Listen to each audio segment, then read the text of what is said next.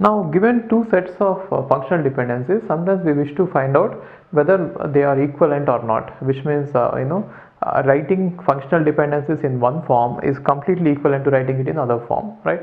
For example, if you take these two functional dependency sets, F is denoting some complete different of functional dependencies and G is denoting some complete different of completely different functional dependencies. Now what we wish to find out is whether they both are equivalent, which means semantically are they same. See, uh, they are not equal but they are equivalent, right? That is what I want to find out. Right away they are not equal, isn't it? If there is no one-to-one correspondence between all of them, there is no equality at all. But what I wish to find out is equivalence, right? So how I do it is, see this. Now first I will find out, when I have two sets, first I will find out whether F is covering G, right? So I write it like this: F is covering G or not. So how can I find it out is, so whether F covers G or not, I'll take each functional dependency of G and I'll see if this dependency is already implied in F. Then I say that if every functional dependency in G is already implied in F, then I can say that yes, F covers G, right? And then I'll find out if G is covering F or not, right? So you can find out anything. See, the order is not important, which means either you can check F is covering G first, or you can even check G is covering F or not first, right? So what does it mean? It means that I'll take each functional dependency of F and I'll see if it is already implied in G, right? How to do that? Using closure properties only. Now let me check whether F is covering G or not, which means I'll take one by one each production and then I'll see if F can cover those functional dependencies or not. Now let me start with this. I want to see whether A determines CD can be covered by F or not. That is why I'll find out A plus in F. In F, if A plus contains CD, then this is already covered by F, right? So now I want to find out A plus in F. So what does it mean in this one, right? A plus.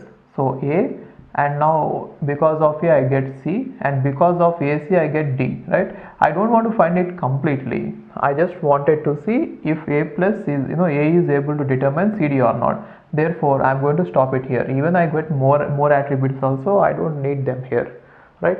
So yes, definitely, A plus is having all this. So A is having the capacity to determine CD. Therefore A determines CD is already implied in F, right?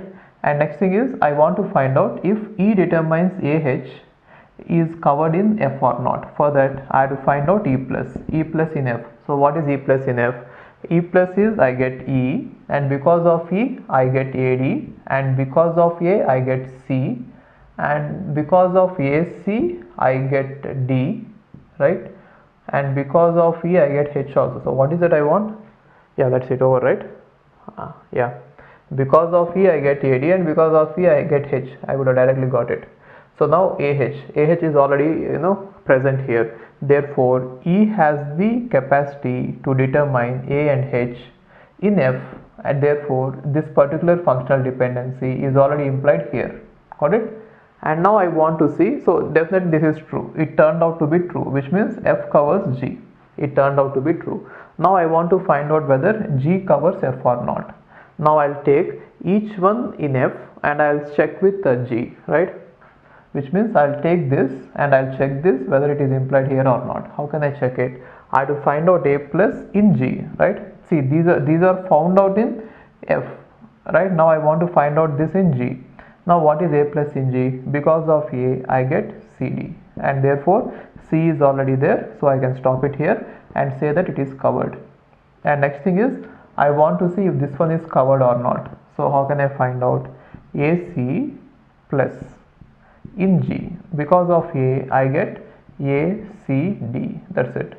I got D. Therefore it is covered. Now what about it? E.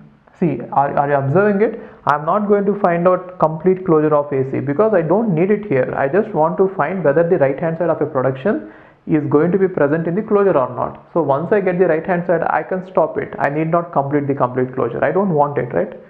And next one is this one.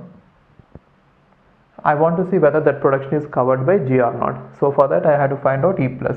If I find out E plus, I get E, right? and then see, I'm finding it here, right?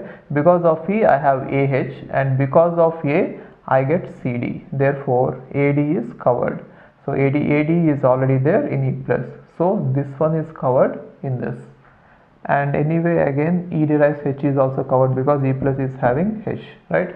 So this, the entire set F is covered by G and G is covered by F, therefore both are equivalent, right? So whenever both are covering each other, both are equivalent. From these two we can say that both F is equivalent to G. Got it? Okay.